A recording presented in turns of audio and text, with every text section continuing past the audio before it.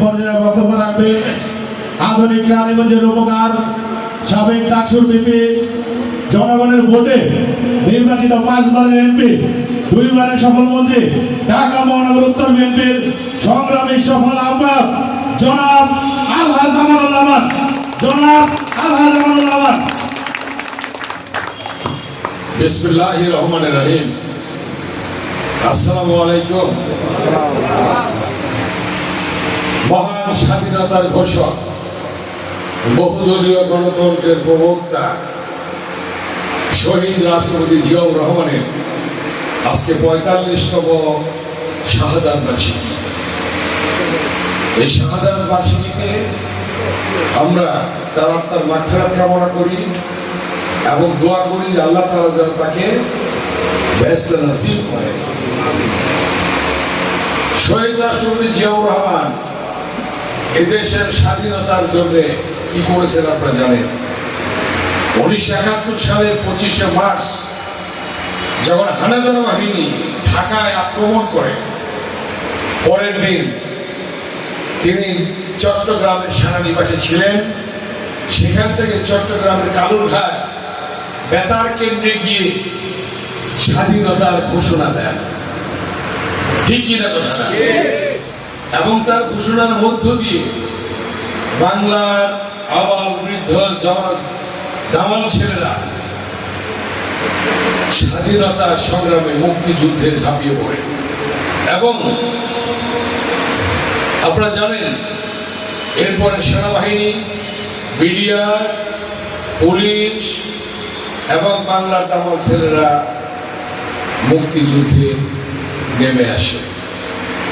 এই জন্য যদি সেদিন এই সংগ্রাম ব্যর্থ হতো তাহলে কিন্তু তার ফাঁসি হতো। বিদ্রোহ করছিল সেনাবাহিনীর একজন কর্মকর্তার মেজর হিসাবে, সে রিভোল্ট করেছিল। ঠিক কিনা? অতএব সবকিছুর মালিক আল্লাহ। আল্লাহর ইচ্ছায় সেদিন দেশ স্বাধীন হয়েছে। রণাঙ্গনে তিনি যুদ্ধ করেছেন, সেক্টর কমান্ডার ছিলেন, একজন বীরুত্তম উপাধি পেয়েছিলেন। শহীদ রাষ্ট্রপতি জিয়াউর রহমানের নাম কিন্তু বীরুত্তম আছে। সেই জিয়াউর রহমানের আজকে 45তম শাহাদাত বার্ষিকী। এই শাহাদাত বার্ষিকীতে আজকে আমি সকালে যখন শহীদ রাষ্ট্রপতি জিয়াউর রহমানের মাজারে যাই, এক বাক্যে এক কথায় সকলে ধ্বনি ছিল যে আজকে স্বাধীনতাকে আমাদের রক্ষা করতে হবে। আজকে তার শাহাদাত বার্ষিকীতে আমাদের অঙ্গীকার, আমাদের শপথ,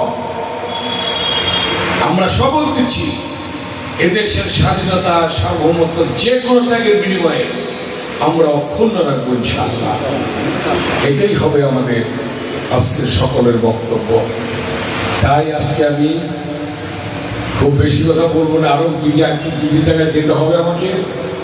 সেই সকাল 11টায় মাজার থেকে ওদিকে সে আমিন বাজার, ভাতুরদা, তেতুরজোড়া, পরে হজরতপুর, কলাতিয়া হয়ে গেছি। ওদিকে কলাতে 3-4টি স্পট হয়ে তারপরে গেছি রামেরকান্দা, তারপরে গেছি বাস্তা, সেই মাওয়ারণে, এখন রাজাবাড়ি হয়ে আবার উপজেলায় প্রোগ্রাম করে তারপরে আসলাম।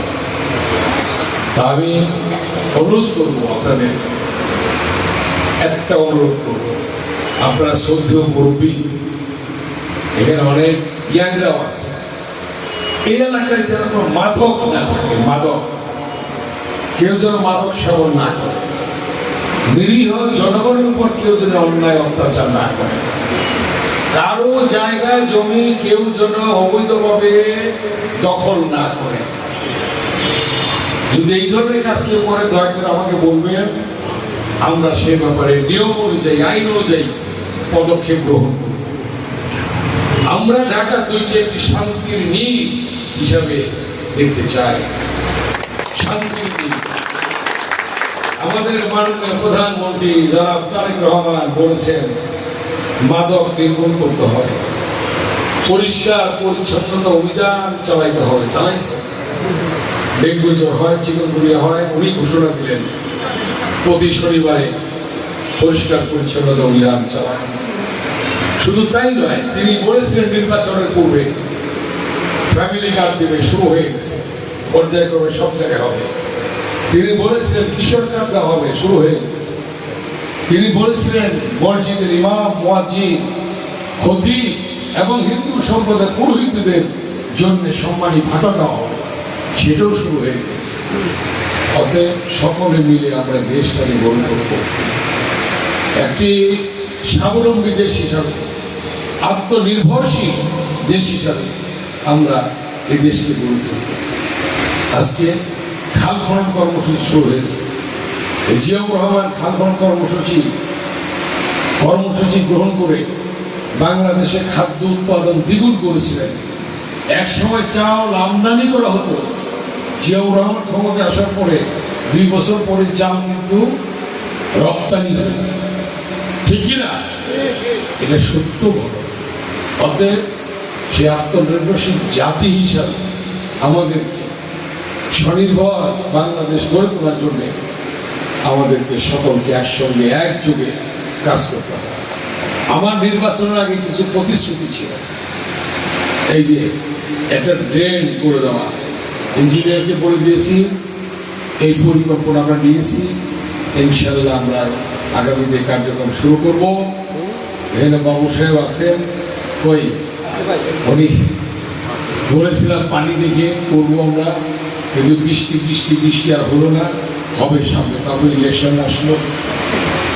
কালীপুর হাই স্কুলে একসময় নতুন বিল্ডিং করেছিলাম, সেই বিল্ডিং আজকে অকেজো হয়ে গেছে, আরো নতুন বিল্ডিং হয়েছে, সামনে আরো হবে ইনশাআল্লাহ।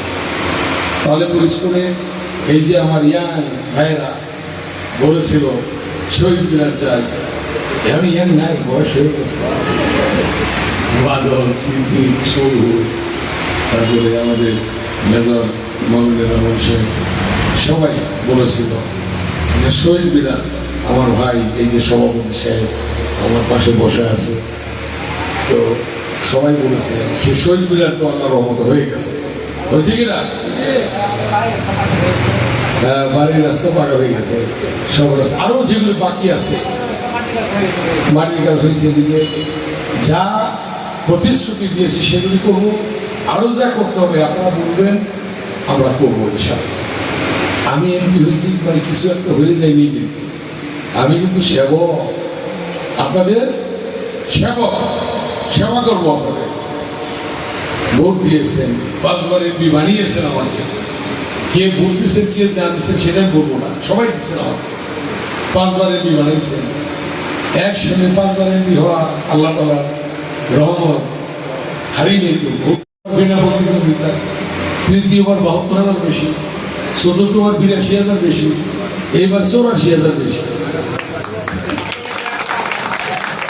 এটা আল্লাহর রহমত, আপনারাই করেছেন আমাকে, আপনারা না করলে তো আমি হতে পারতাম না। অতএব আমি ইনশাল্লাহ আপনাদের সেবা করে দেব, আপনারা বলবেন, এটি আমার অনুরোধ। আমি আর বক্তব্য দিয়ে এখানে আসার কথা দুপুরে, কিন্তু আসলাম মাগরিবের পরে প্রায় 7:30টার সময়। আপনারা দোয়া করবেন, আমি আসি, আমি থাকবো আপনাদের সাথে ইনশাল্লাহ, ইনশাল্লাহ। ঠিক আছে? এখন একটু মোনাজাত হবে, মোনাজাত করে দেন জিয়াউর রহমানের 45 সাল উপলক্ষে, এবং খালেদা জিয়ার জন্যে, আরাফাত রহমানের জন্যে, তারেক রহমানের জন্যে আপনি দোয়া করেন। ঠিক আছে, ধন্যবাদ, ধন্যবাদ। আসসালামু আলাইকুম। কে দেখছো, কারো কোনো কথা আছে কোনো ব্যাপারে? কারণ এই নির্বাচন আগেও বলছিলাম, কারো কোনো কথা আছে কিনা? ও আচ্ছা, গ্যাসের ব্যাপারে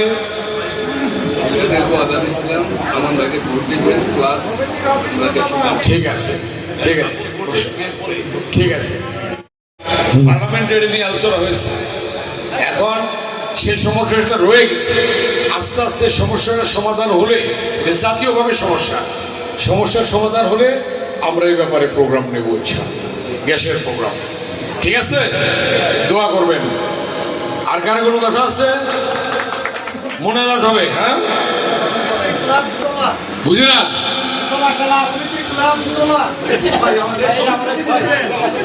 ক্লাব না?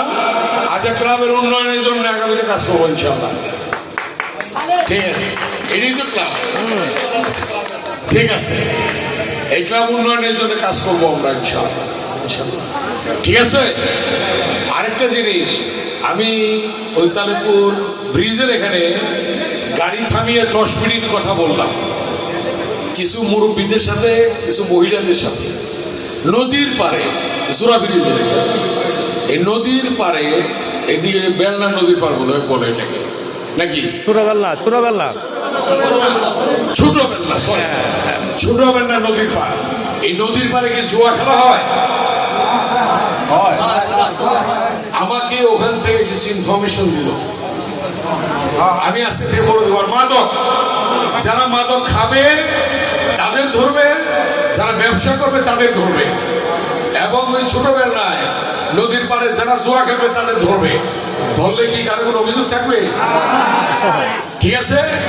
আমি আজকে ঘোষণা করে গেলাম, আজকের থেকে সিভিলে এবং এমনি পুলিশ যাবে, তাদের ধরে ফেলবে। ওই পুলিশ কর্মকর্তা আছেন এখানে, আছেন আপনারা, ধন্যবাদ। ছোটবেলা এই জোড়া ব্রিজের পাশ দিয়ে যেতে হয় তালেপুর, এখানে ডেইলি জুয়া খেলা হচ্ছে, মাদক হচ্ছে, রাতে রাত 1টা 2টা 3টা 4টা পর্যন্ত চলে। এদেরকে ধরে ফেলবেন আপনারা, ঠিক আছে? কারো তদবির শুনবেন না আপনারা, কারো তদবির শুনবেন না, ধরে ফেলবেন এদের। যারাই জুয়া খেলো, যারাই মাদক সেবন করবে, যারাই বিক্রি করবে, তাদেরকে ধরে ফেলবে।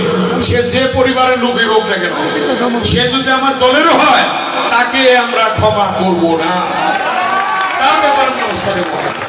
ঠিক আছে? আমার শ্রদ্ধা মুরব্বীরা, আপনারা কালকে থেকে এটা খবর রাখবেন, গোপনে গোপনে খবর রেখে আমাকে বা আমাদের যে নেতৃবৃন্দ আছে ওনাদেরকে জানাবেন, আমাকে বলবেন সরাসরি, আমরা পদক্ষেপ নেব। ঠিক আছে? আমি আজকে একটু দেরি হলো কেন, আপনারা আমাকে সহায়তা করবেন, গোপনে সংবাদ দিবেন, আমি আপনাদের সবাই কাজ করে যাব। আমাদের বিএনপি অঙ্গ সংগঠনের নেতারা তারা কাজ করে যাবেন ইনশাআল্লাহ। ঠিক আছে? আসসালামু আলাইকুম।